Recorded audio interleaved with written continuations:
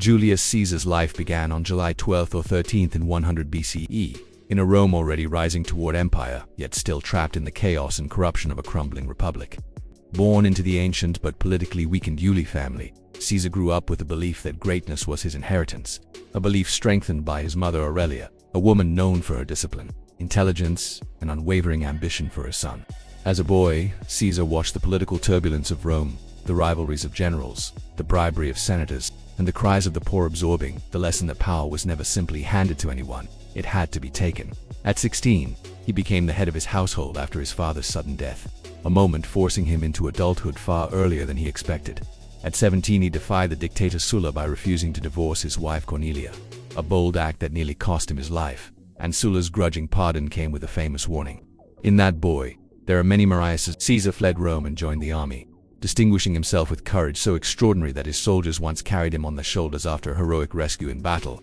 After Sulla's death, he returned to Rome and built his influence as an orator, prosecutor, and political rising star, gaining a reputation for speaking with both elegance and fire. His charisma and generosity earned him allies among the common people, while his ambition earned him enemies among the elite. In 75 BCE, pirates captured Caesar during a voyage across the Aegean Sea, demanding a ransom of 20 talents of silver, which Caesar mocked as insultingly low and insisted they raise 250. During his captivity, he recited poetry to the pirates, joked with them, and warned them that once released he would return to crucify them, a threat they believed was humor until Caesar hunted them down and carried it out, showing mercy only by slitting their throats before the execution. When he returned to Rome, his fame had grown, and so had his determination to rise. Caesar climbed the political ladder step by step, first as quaestor in Spain, then as aedile, then as Pontifex Maximus, Rome's highest religious office, won through audacity and lavish spending. He married Pompey, though that marriage eventually ended after the scandalous Bonadi incident, prompting Caesar's famous statement, "Caesar's wife must be above suspicion." His alliance with Pompey the Great and the wealthier Crassus led to the formation of the First Triumvirate, an unofficial political pact allowing the three men to dominate Roman politics. With their support, Caesar won the consulship and pushed through reforms that strengthened his ties to the Roman poor and the Italian countryside. After his consulship, Caesar secured command in Gaul, a moment that transformed him from influential politician into legendary conqueror. Over the next decade, he campaigned across Gaul with relentless strategic brilliance, defeating tribes once thought invincible and expanding Roman territory all the way to the Atlantic. His commentaries on the Gallic War portrayed him both as hero and historian, shaping the narrative that would define him for centuries. His most famous victory came at the Siege of Ilis, where he encircled a fortified city while simultaneously defending his own army from attacks on all sides, a feat of engineering and leadership unmatched in ancient warfare. As Caesar's power grew, so did the jealousy and fear of the Roman Senate, especially Pompey, whose alliance with Caesar had crumbled into rivalry.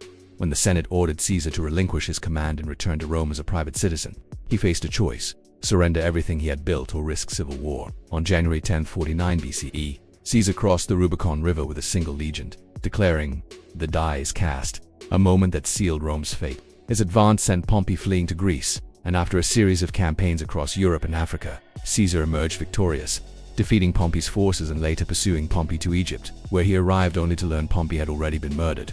In Egypt, Caesar became entangled in the royal conflict between Cleopatra VII and her brother Ptolemy XIII. Cleopatra smuggled herself into Sir Caesar's quarters, rolled inside a carpet or a bedding sack, and their alliance, both political and personal, shifted the balance of power. With Caesar's support, Cleopatra became queen, and she later bore him his son Ptolemy XV, known as Caesarion. After securing Egypt, Caesar returned to Rome and introduced sweeping reforms, settling veterans on land, restructuring debt, expanding the Senate, and creating the Julian calendar that still influences the modern world. Though he refused the title of king, he accepted the position of dictator for life, a title that confirmed his unmatched authority but also deepened the fear that he intended to end the republic forever. Public festivals, statues, and honors piled upon him, and although many ordinary Romans adored him, many senators felt threatened by the concentration of power in his hands.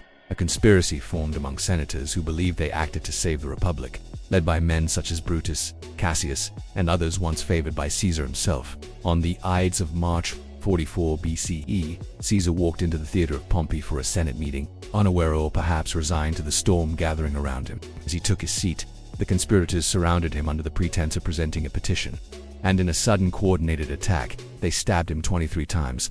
According to ancient sources, Caesar's final moments were filled with shock, pain, and perhaps recognition when he saw Brutus among the attackers. prompting the legendary phrase attributed to him, "Et tu, Brute."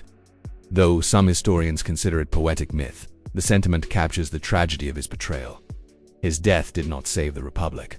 Instead, it plunged Rome into a new series of civil wars: Caesar's heir, Octavian later, Augustus used Caesar's name, legacy, and political reforms to eventually establish the Roman Empire.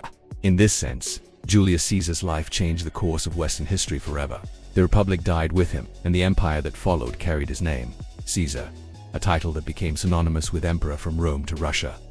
Julius Caesar remains one of the most studied figures in history, a man of unmatched ambition, brilliance, charisma, and contradiction. A conqueror who expanded Rome, a reformer who reshaped its laws, a politician who mastered persuasion, and a leader whose rise and fall reshaped the ancient world. His life is a story of power, loyalty, betrayal, legacy, and the fragile line between ambition and destiny. If you enjoyed this deep dive into the life of Julius Caesar, make sure to like and subscribe. And let us know in the comments if there's another historical figure or chapter you'd like us to explore next.